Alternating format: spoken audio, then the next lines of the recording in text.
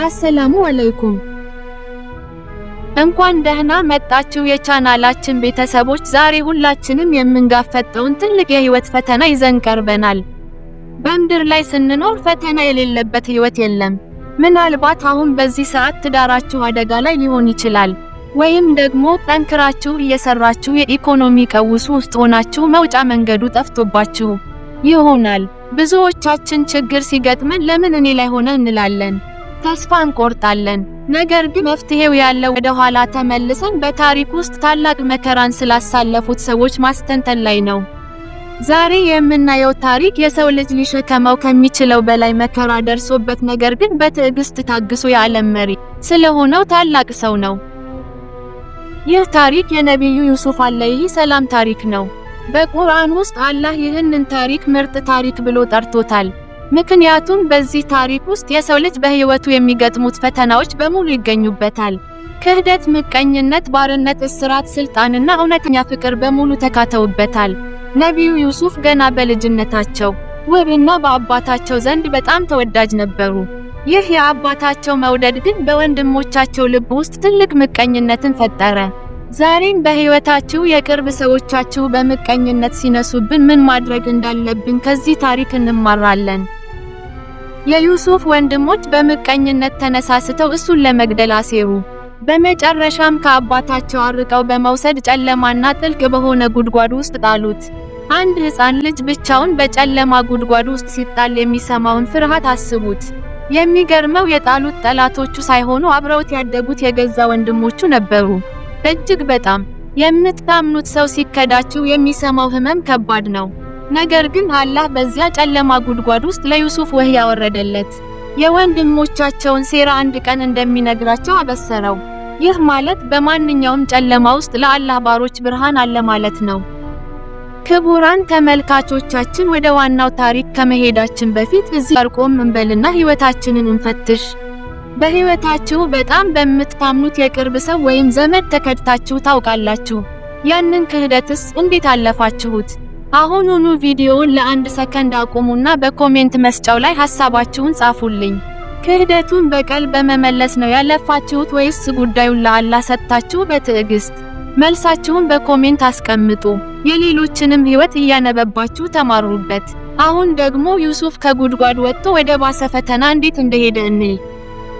ነቢዩ ዩሱፍ በጉድጓዱ ውስጥ ለቀናት ከቆዩ በኋላ መንገደኞች አገኟቸው።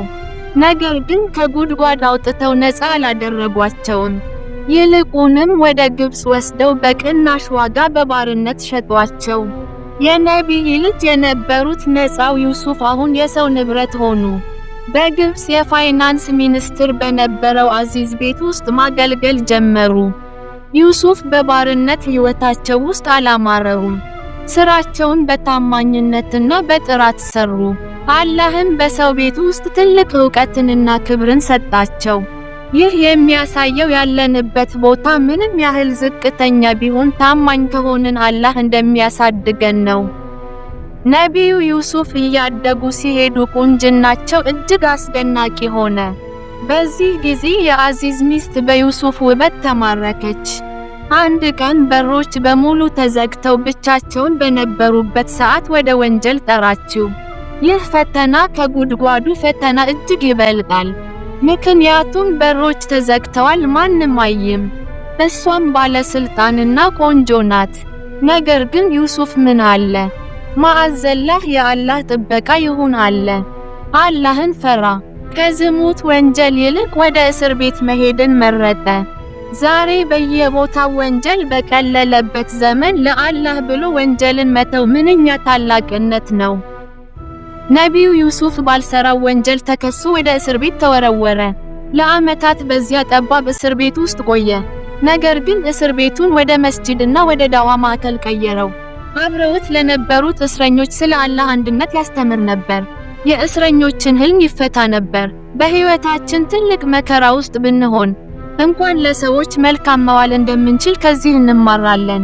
ዩሱፍ በእስር ቤት ውስጥ ሆኖም ህዝቡን ማገልገሉን አላቆመም። አላህም በችግር ውስጥ ሆነው መልካም ለሚሰሩ ሰዎች ሁልጊዜም ስኬትን ያዘጋጃል። ውድ ተመልካቾች፣ አሁንም ወደ እናንተ ልመለስ። ነቢዩ ዩሱፍ በባርነትና በእስራት ለዓመታት ተፈትኗል። እናንተ በአሁኑ ሰዓት በሕይወታችሁ ትልቁ የትዕግስት ፈተና የሆነባችሁ የትኛው ነው? የገንዘብና የሥራ እጥረት ወይስ የጤና መታወክና በሽታ ወይስ የቤተሰብ መበታተን? በችግራችሁ ላይ አላህ መውጫ እንዲሰጣችሁ እኛም ዱዓ እናደርጋለን። ኮሜንት ላይ እርስ በእርሳችን መደጋገፍ አለብን። አሁን ደግሞ የዩሱፍ የክብር ቀን እንዴት እንደመጣ እናያለን። የግብፅ ንጉሥ አንድ የሚያስፈራ ህልም አየ። 7 ወፍራም ላሞችን 7 ከሳሳ ላሞች ሲበሏቸው አየ። የሀገሪቱ ጠቢባን በሙሉ ህልሙን መፍታት አቃታቸው። በዚህ ጊዜ ዩሱፍ በእስር ቤት ትዝ ተባለ። ዩሱፍ ከእስር ቤት ወጥቶ የንጉሱን ህልም ፈታ። ህልሙም ግብፅ ውስጥ 7 የብልጽግና ዓመታትና 7 የረሃብ ዓመታት እንደሚመጡ የሚተነብይ ነበር። ንጉሱ በዩሱፍ ዕውቀትና ታማኝነት ተደንቆ ከእስር ቤት በነፃ ለቀቀው። ከዚያም በላይ የግብፅ አጠቃላይ የፋይናንስና የእህል ማከማቻ ሚኒስትር አድርጎ ሾመው። ከእስር ቤት ቀጥታ ወደ ስልጣን ማማ። እነሱ ዩሱፍ መሆኑን አላወቁትም ነበር። ዩሱፍ ግን ወንድሞቹን አወቃቸው። ስልጣኑን ተጠቅሞ ሊበቀላቸው ይችል ነበር። ሊያስራቸው ወይም ሊገድላቸው ይችል ነበር። ነገር ግን ዩሱፍ ምን አደረገ?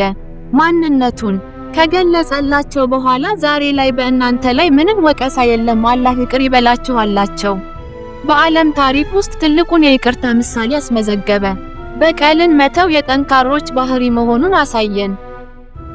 ከዚህ አስደናቂ ታሪክ የምንማረው ትልቁ ቁም ነገር አላህ አንድን ነገር ሊያሳካ ከፈለገ መንገዱ ምንም ይሁን ምን ያሳካዋል።